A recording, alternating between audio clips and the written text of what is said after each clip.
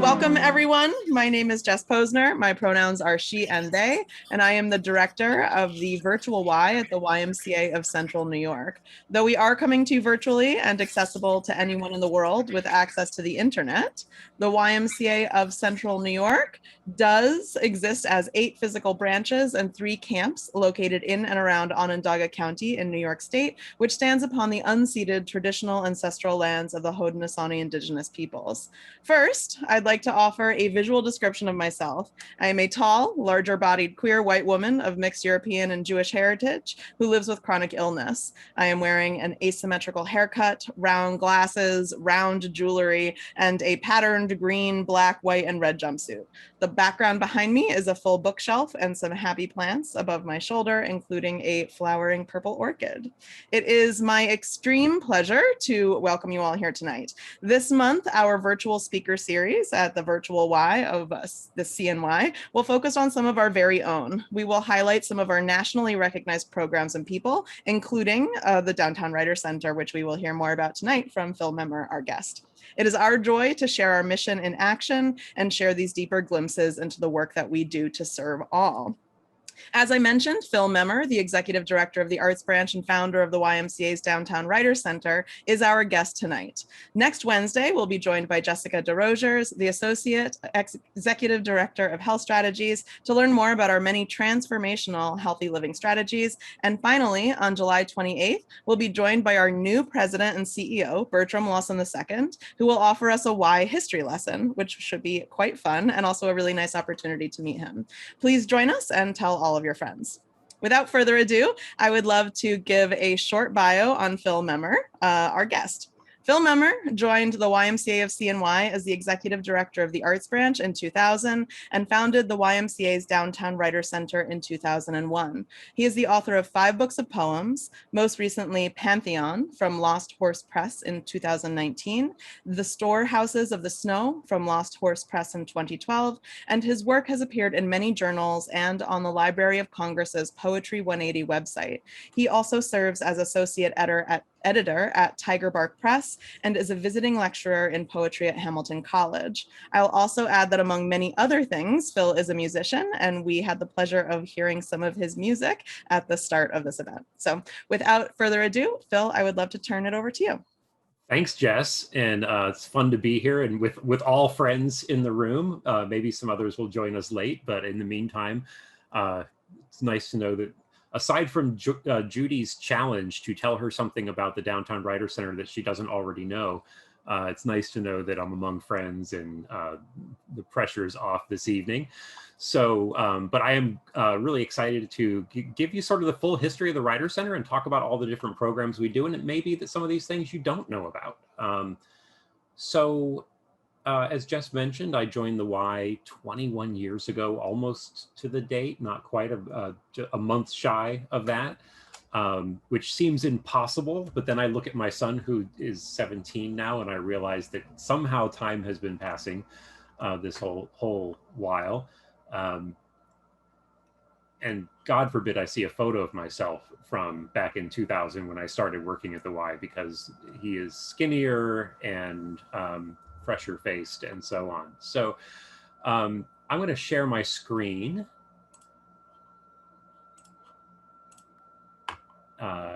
Great. So the Downtown Writers Center. So when I first moved to the area back in 2000, my wife stumbled across a classified ad in the paper, in the One Ads, for art director at YMCA. And I was looking for something to do in the area. She had taken a job at Hamilton College. We had just moved up here, and I was looking around. I was actually commuting back and forth from Allentown, Pennsylvania still. And this ad was intriguing. What's this? Arts program, arts director for the YMCA. The Y doesn't do that. But then I remembered actually that the Y does, because there was this program I had heard about called the YMCA National Writers Voice. And I would see ads for this in Poets and Writers magazine. it didn't really ever click because I didn't live anywhere near a Y that was a writer's voice center. So even though I would have loved it if I had, the town I was in didn't have a Y that was doing any of those sorts of activities. And I wasn't really a Y guy. I was not a kid who like went to Ys for camp or swimming lessons or other stuff. I think maybe once as a kid I was in a Y for one day to play basketball because the school we were in was closed or something, and we couldn't play there for the youth basketball league I was in. But that would have been about it. I never really went to a Y growing up. So my first time really going to a Y was walking in the downtown Y on Montgomery Street back in July or so of 2020 and being immediately hit by a wave of chlorine air and wondering to myself if this was indeed the right thing to be doing at all. But I met with Hal Welsh, who was the director of the Y at the time, and really was excited about what he wanted to do in the arts. What he knew was that the arts would be a great avenue for helping kids and families do different kinds of programs at the Y, and he had no idea how to go about doing that. They had a couple other directors who had lasted about 2 months each, and they were really looking for someone who would take this and run with it. And one thing I love to do is start exciting new things and see where I can take them. And that's why I took the job, and somehow I'm still here 21 years later, still doing it, and still having a blast. So my personal passion, of course, in the arts is the literary arts primarily, also music, but the literary arts first and foremost. And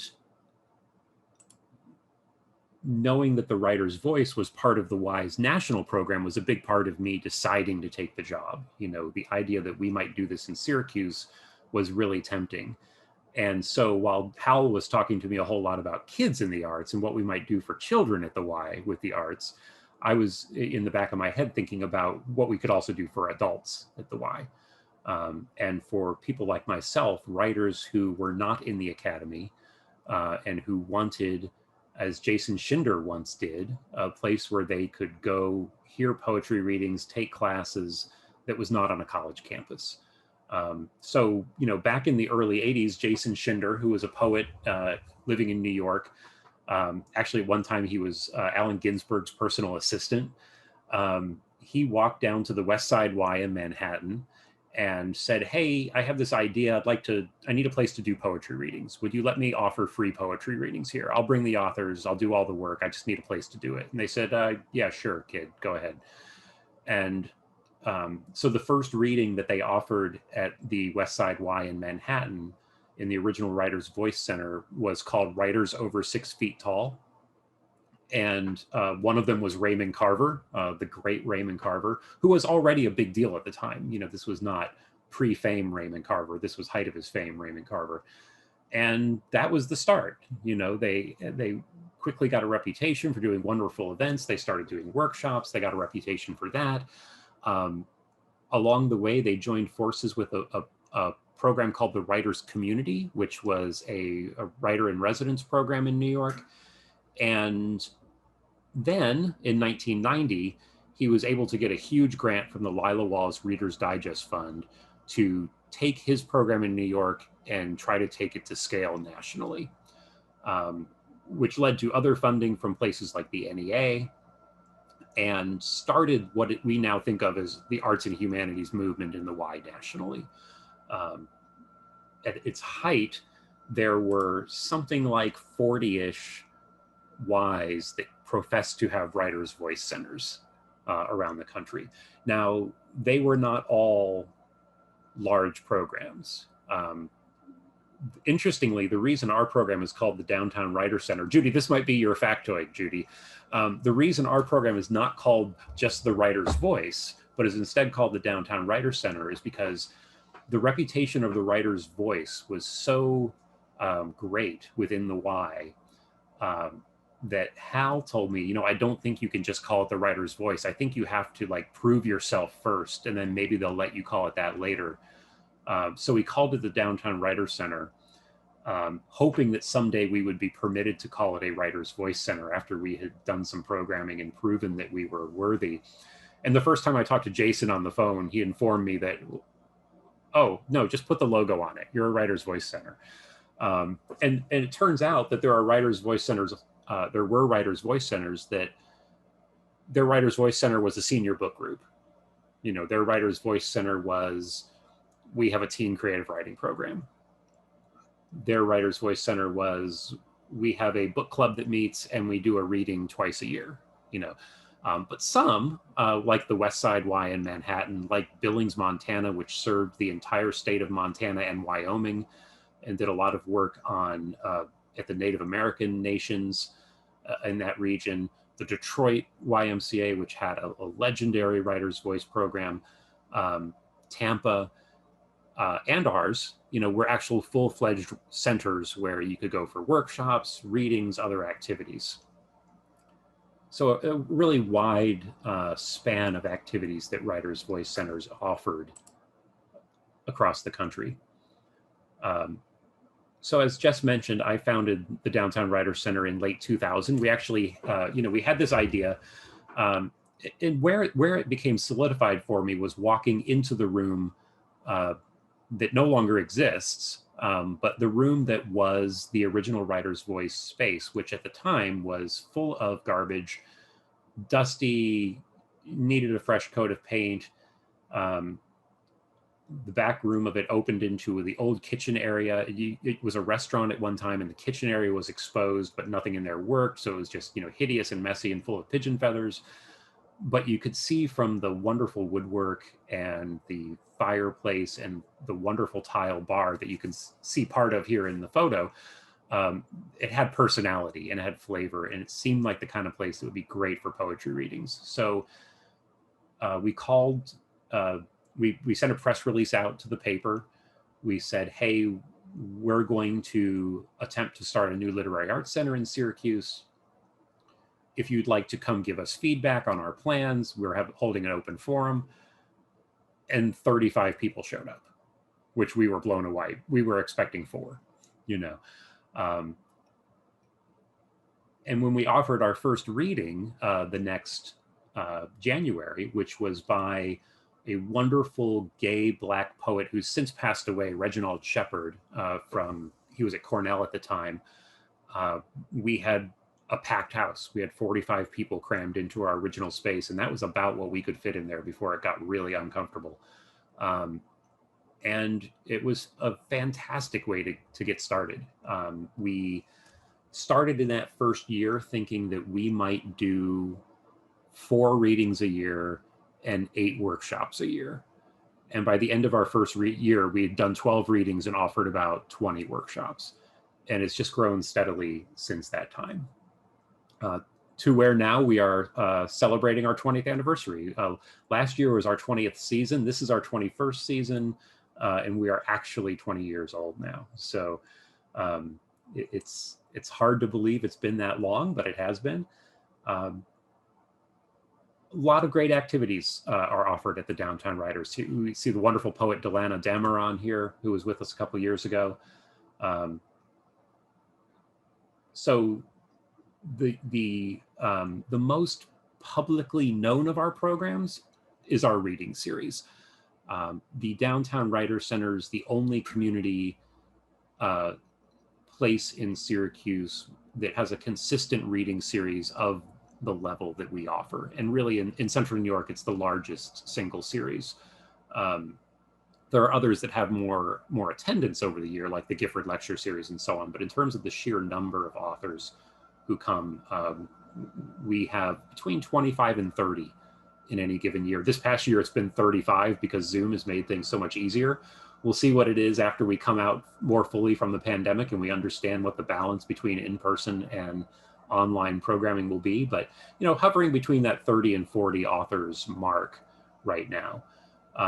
We also do creative writing workshops for adults. We have DWC Pro, which is our 2-year certificate program. Judy is a graduate of that here in the room. Young Authors Academy, our teen program. Numberless Dreams, another teen program, which we'll talk about in a little bit. the Central New York Book Awards. We just had the 9th Central New York Book Awards just last month, which recognizes the best books published every year by authors from our region. And then Stone Canoe, which is a journal we publish here at the Y that we'll also talk about in a little bit. So I want to show you a little video just to give you some context about the community at the Downtown Writers Center and what it means to people. Because that's honestly 20 years in, that's the thing that is still magic to me and the thing that makes me so excited about it.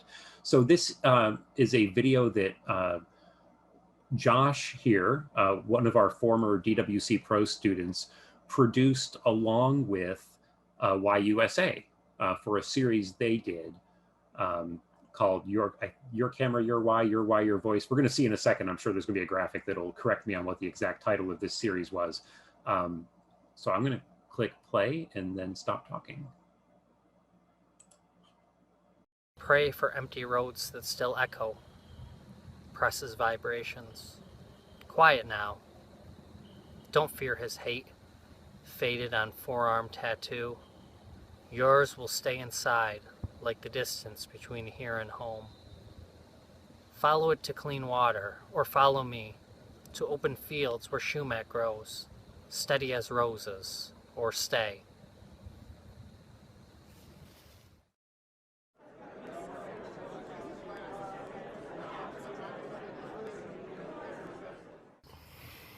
My name's Josh Baker. I'm here on the Seneca River, right outside Syracuse, New York. I love everything about this area. I love nature. I love the people. I love the culture of Syracuse. And I especially love the Downtown Writers Center. It's the only place where a minister or a college professor and housewives and blue-collar guys like me can come together and be judged on our writing and be celebrated for it. It's the only place where a lot of us feel at home and can be creative and can be honest. In my body, comma, I am so happy. Yeah. If you put a period, it means one thing. Yeah. If you do it the other way, it means something else to me.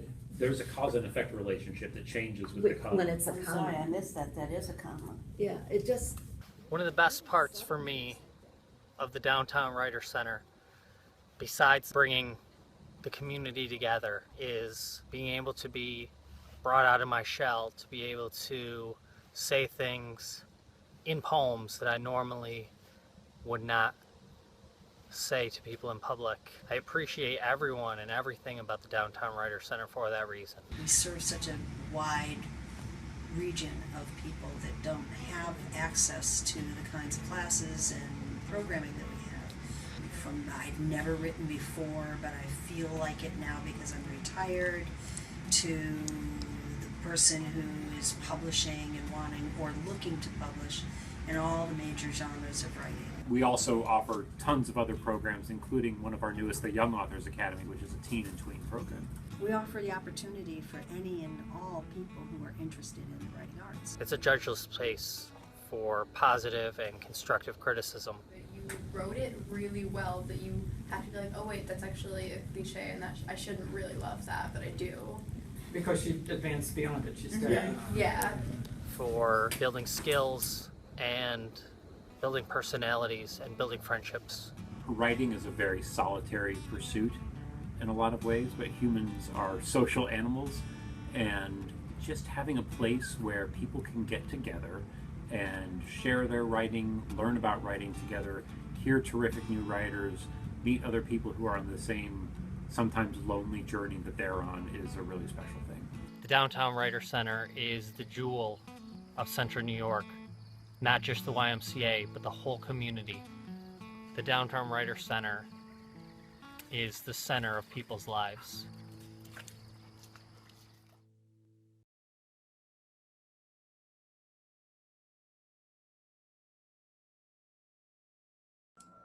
Unmute myself.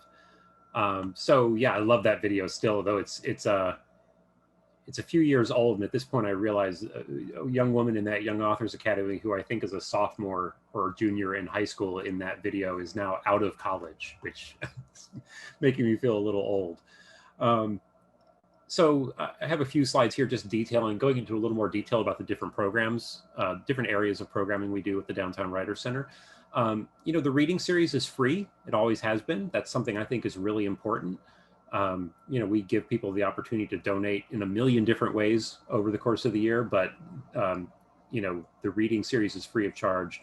We want it to be accessible to anybody who can come. Right now, they're all taking place online, which has been great. Our audience has almost tripled on Zoom versus what we do in person.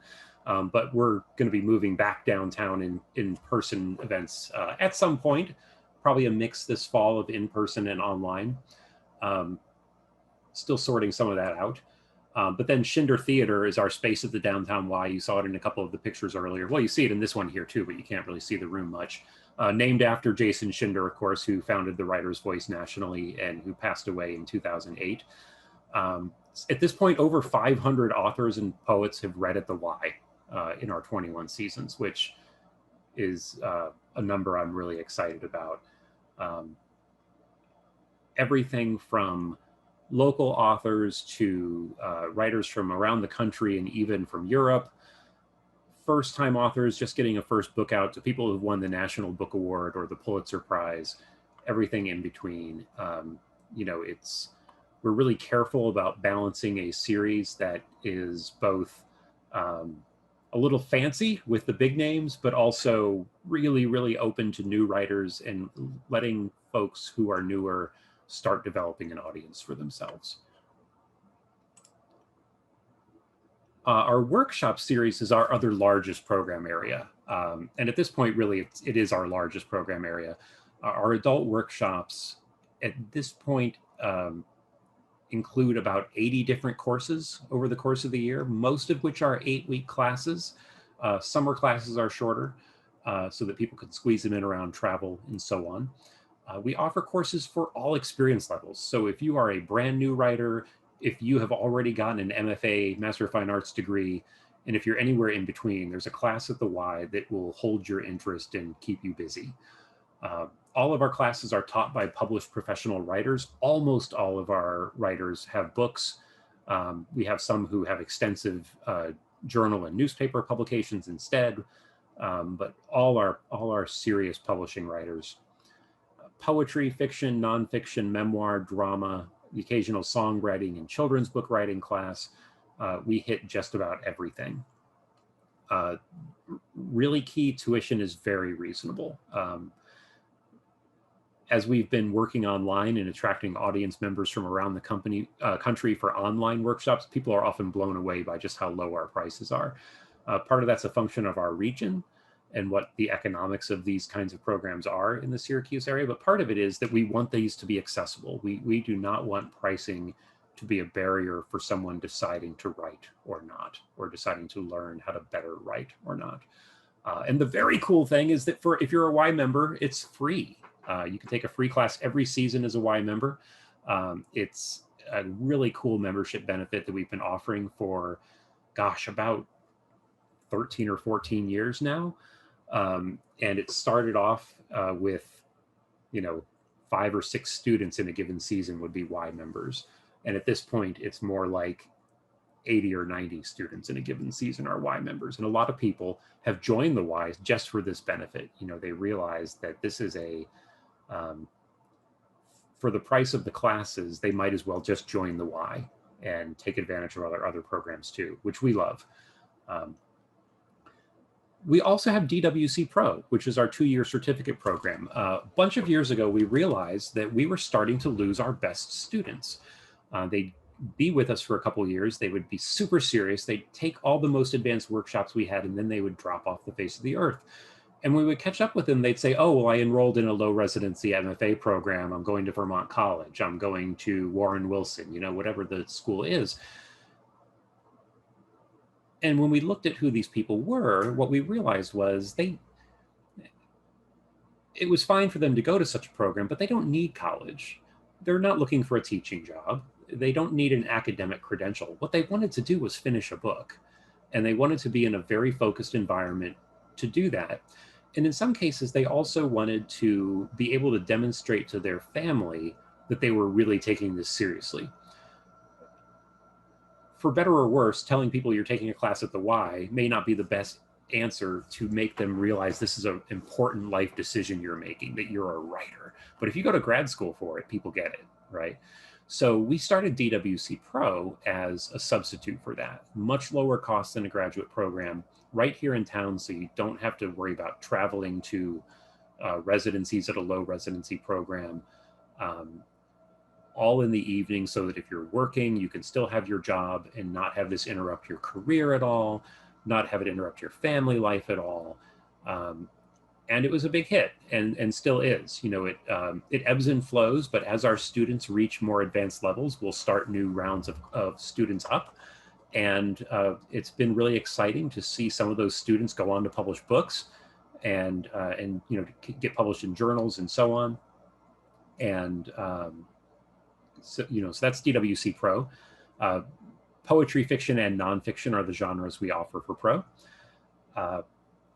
The most important thing I think about all the workshops is that it's such an open and encouraging community. Taking a class at the Y just feels different than taking a class somewhere else does. And that's something we've really worked hard to foster.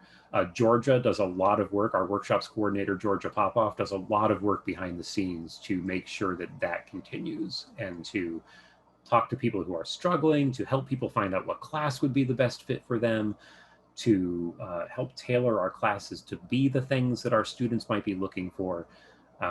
She does amazing, amazing work to ensure that the environment of the DWC is what we want it to be. We also, for the past 7 years now, have been doing youth programs. And the Young Authors Academy was something we had tried to do a teen program like 15 years ago. One child signed up, and we said, well, that was a mistake. And then we waited another 7 or so years before we tried it again. But when we started the Y Arts Scholars Program, we had the funding to take the risk on it again. And so with the help of our donors for Y Arts Scholars, we started the Young Authors Academy, and it was a much bigger hit this time around. It started off with about a dozen kids and grew to as many as 40 who would come to the downtown Y on Saturdays. First, it was 12 o'clock to 1 o'clock. After a year or two, they started begging us for more time, so we made it 12 o'clock to 2 o'clock. Georgia likes to say when she talks to a parent who's trying to sign their kid up or wanting to learn more about Young Authors Academy, she always asks them the same question: is your child on fire to write? And these kids are. You know, these are the kids who, when they were, you know, before they heard about us, they'd already written 3 novels in their bedroom and, you know, had them in a drawer, you know, or who've been writing poems in a journal for years already.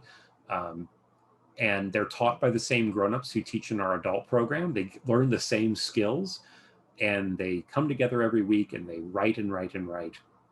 A couple of them have gone on to major in creative writing in college, which we find, of course, to be awesome.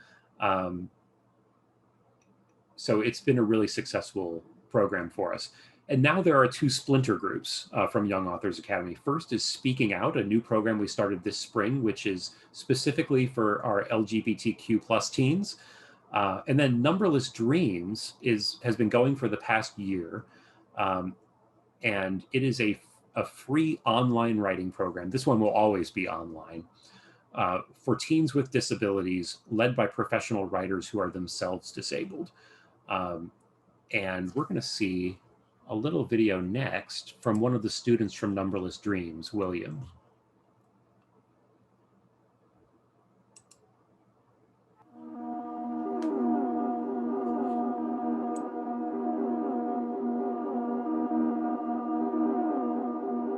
Hello, my name is William Del Rosario, and I am honored to be here today to share about how I communicate.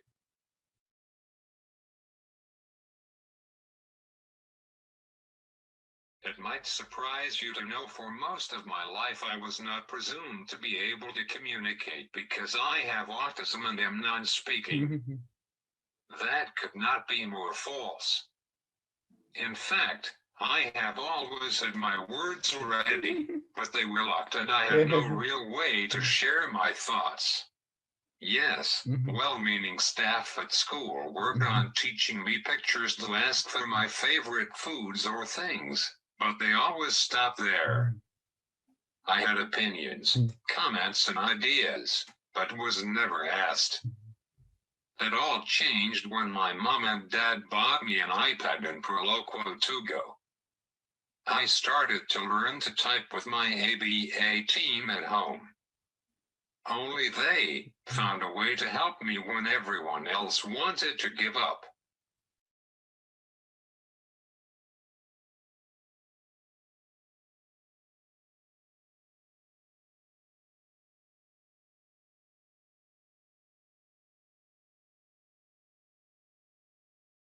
Understand, I want to ask. Talking is not possible. I am careful. I move. I am pulling toward the same toy. Can you hear? The crying comes. My body is stuck. It won't move, but the tears do. Can you hear them? Each drop a word worth more meaning than you know.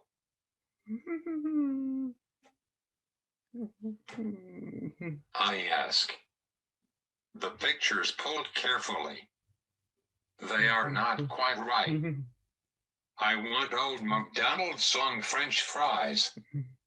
You understand. You cry. The tears are drops of hope.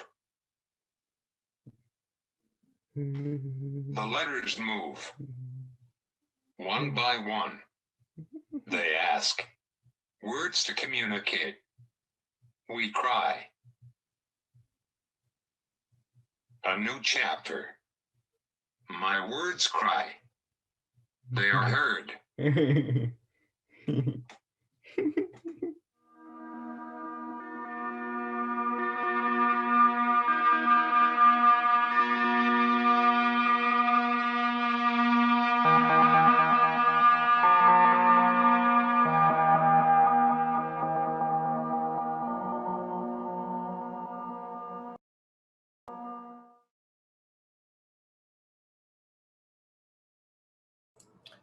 I'll remember to unmute myself at some point during all this.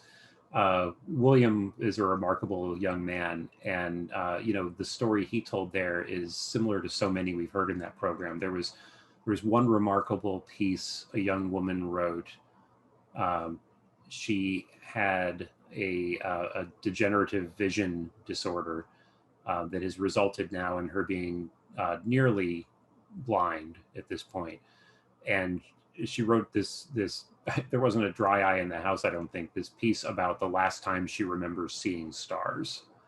It's like, oh. And you know, this group of kids is so supportive of each other.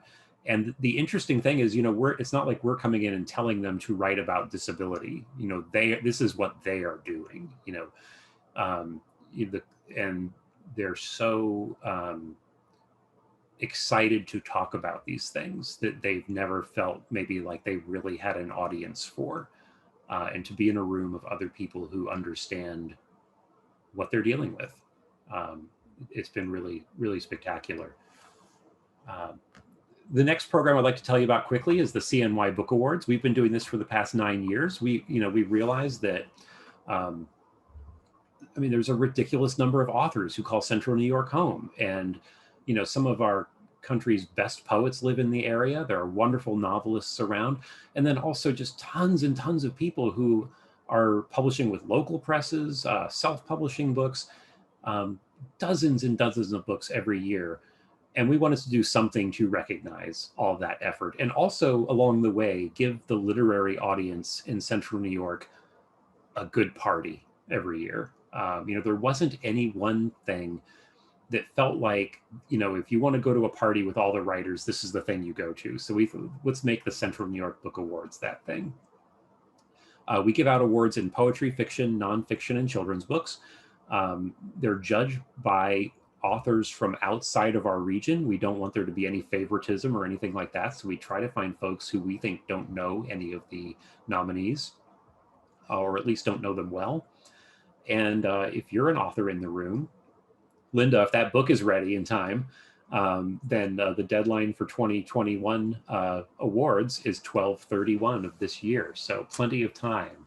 if the book is ready, to get us a copy of that. If not, next year.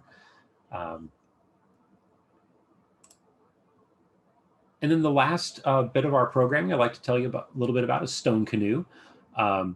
Both Linda and Judy here on the call have been involved or published by Stone Canoe, or both. But Stone Canoe is a journal that published 15 issues. It's an annual journal. Originally, it was published by University College at Syracuse University. After Nancy Cantor left the university, it was cut from the budget, and we rescued it about a year and a half later. The cool thing about Stone Canoe is it's entirely made up of work by current and past residents of upstate New York. So you have to have lived here at some point in your life to contribute work to Stone Canoe. The journal's won a bunch of design awards. It's always very handsomely designed by Adam Rosum, our volunteer designer. And submissions are open now. So if you have things you would like to send us, we'll be reading until later this month or early August, depending on the genre. And Stone Canoe prints poetry, fiction, nonfiction, and then visual art as well. This is a wonderful painting by John Fitzsimmons, artist in town. And then, the last thing I'll say before I turn it over to you all for any questions I can answer about the program is, we're really grateful to have the support of some wonderful funders. The New York State Council on the Arts has been with us from our second year on. And Onondaga County as well is instrumental in supporting all of our activities at the Arts Branch. And then finally, we just received word a couple of months ago that we have National Endowment for the Arts funding for the Writers Center, which we've had for other arts programs at the Y, but never for the Writers Center itself. So that's pretty cool. We're excited about that. And as the video with William showed, that's going to help make sure that program continues over the next year. So that's my spiel. I'm happy to answer any questions anybody has about the Writers Center in specific, or the Arts Branch of the Y more generally, if you like. Well, I'd just like to say thank you so much, Phil. You and the work that you do and the work that everyone you work with does at the Arts Branch, and also specifically the Downtown Writers Center, is so inspirational. And to see the work that comes out of it and the community that forms through the work that you all do is breathtaking. So I just wanted to thank you for sharing that with us. And, I know that we did record this, so I hope you'll greenlight us sharing it so that more people can learn about it. And like Phil said, I mean, we have friends here tonight. So, if you guys would like, we're just a small group. If you'd like to unmute, we can have a conversation, ask Phil anything you'd like, offer reflections, and we can just hang out for a few minutes. Yeah, no need to be formal about it. Since not all of us know everybody, but I know everybody, certainly, who's here. Did I surprise you at all, Judy? Was there anything in there you didn't know? Yeah, I didn't know a lot of the history, so that was interesting. I knew about the writer's voice, but I didn't know about the history of the writer's voice and stuff. So yeah, very informative, very interesting. I can tell you a great little story, actually. Here's another one you don't know, Judy. So the second author we had read at the Y was Dorian Locks, who was just a finalist for the Pulitzer Prize this past year in poetry, and was my thesis advisor at the University of Oregon. So, at this point, I hadn't seen her for a few years because I've been out of school for, about 7 years at this point, 7 or 8 years, and hadn't seen her in between then and when she was coming to read. And I picked her up at the airport, brought her to the Y. Or brought her downtown, and she said, okay, yeah, and where am I staying? And I realized that, wow, I've never hosted a writer from outside of the area I lived before. And I didn't realize she wouldn't book her own hotel room and that I needed to put her up somewhere. So at the last second, I scrambled to find a place for Dorian to stay. But of course, it was like, I don't know, there was basketball going on or something. So it was like a rough weekend for hotels. But yeah, rookie mistake. And it had to be my own thesis advisor and the great Dorian Locks that it was with. It all worked out, but yeah.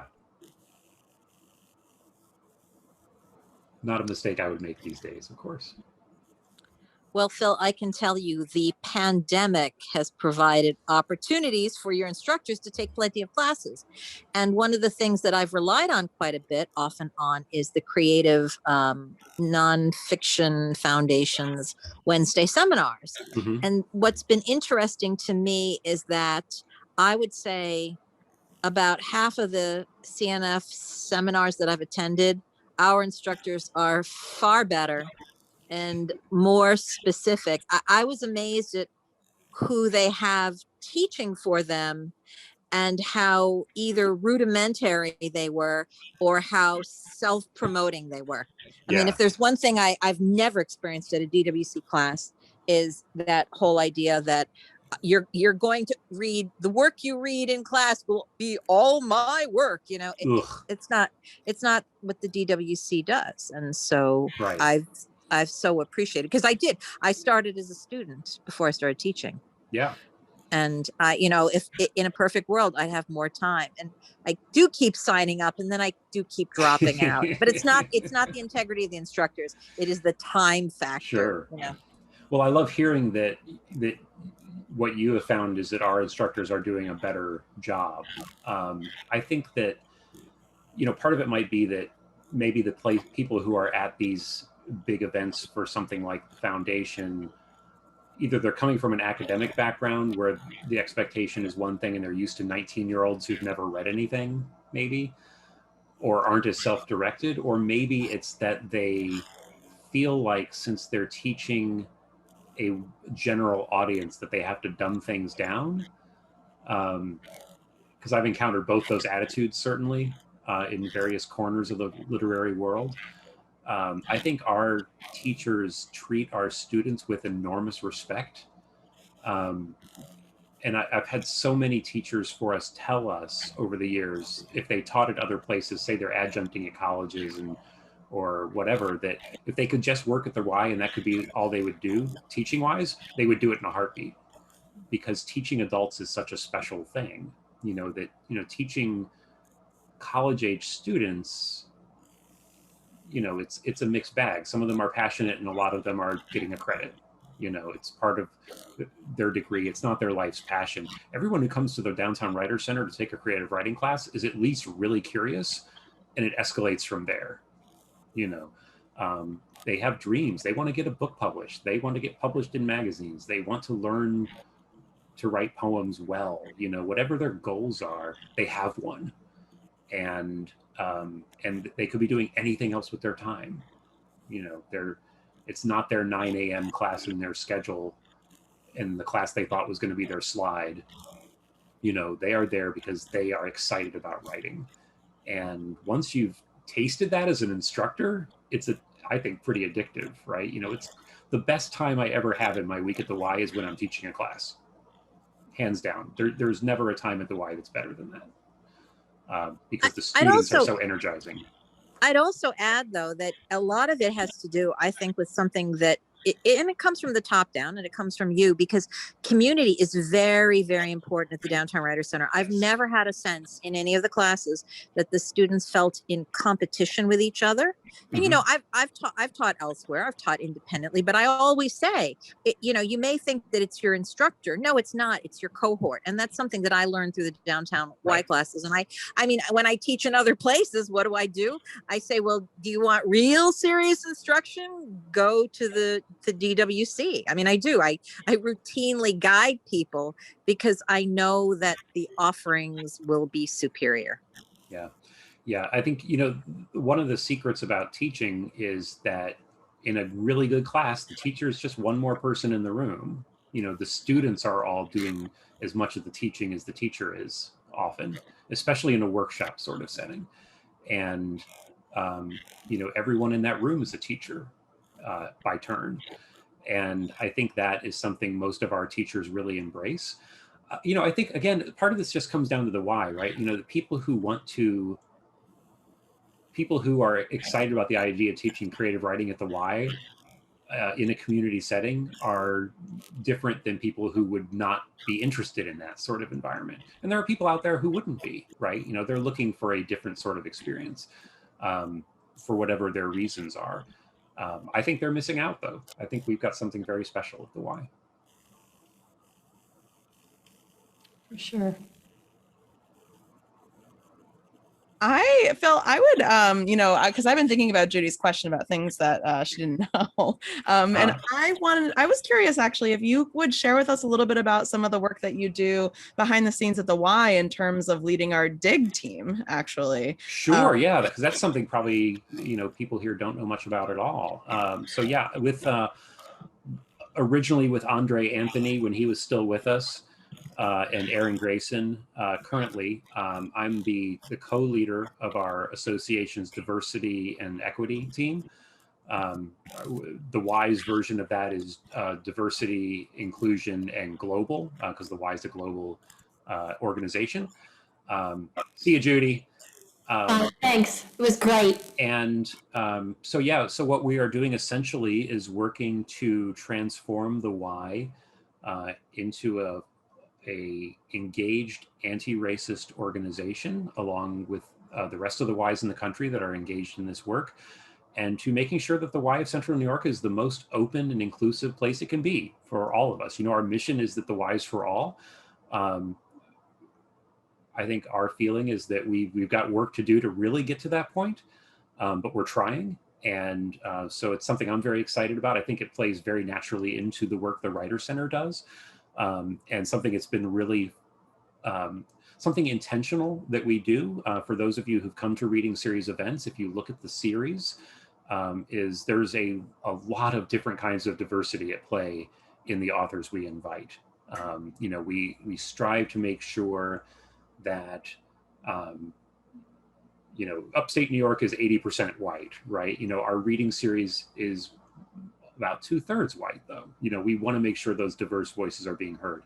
We want our queer friends to be reading for us. We want a variety of ages in our readers. We want brand new writers getting their first book out, and we want people who've been doing this for 45 or 50 years. We want experimental writers and people who are writing much more usual sorts of work at a beautiful level. We want all those things, and we work really hard to make it happen. I think we do. I think we've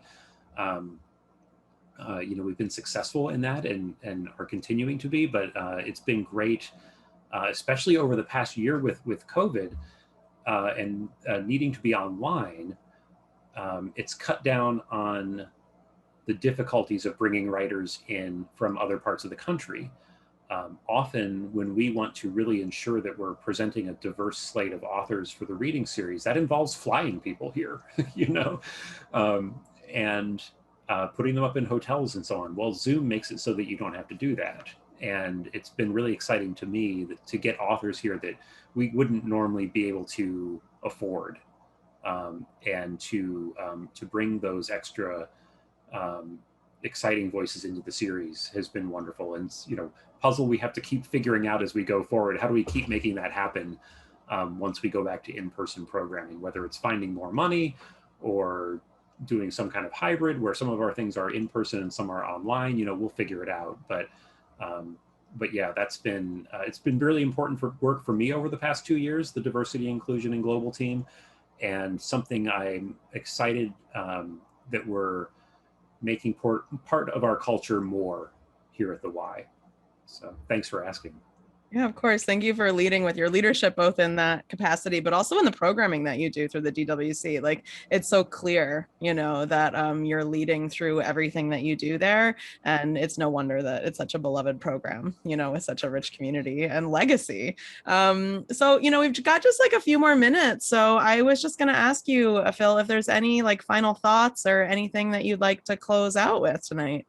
Yeah, well, I know there are a couple people on the call who've never taken a class with us. So, I would just encourage them, hey, come see us sometime, come play. We have lots of great stuff and it's all fun. Or join us for a reading, hang out with us. It's I can't tell you how many people over the years have shown up at the Y as someone's significant other or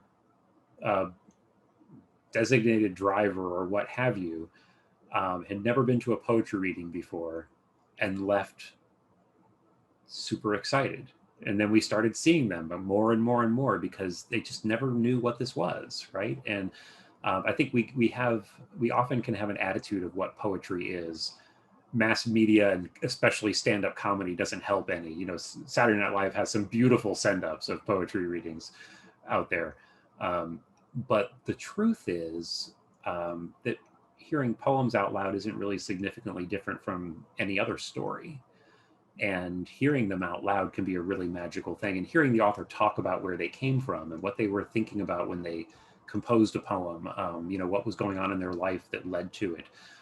You know, all those things can be really exciting to hear. So, you know, if you haven't been to any of our programs, I hope you'll come check us out. Well, thanks so much, Phil. And with that, I would love to wish everyone a good evening. And thank you so much for joining us tonight. And we look forward to seeing you either virtually or in person next time.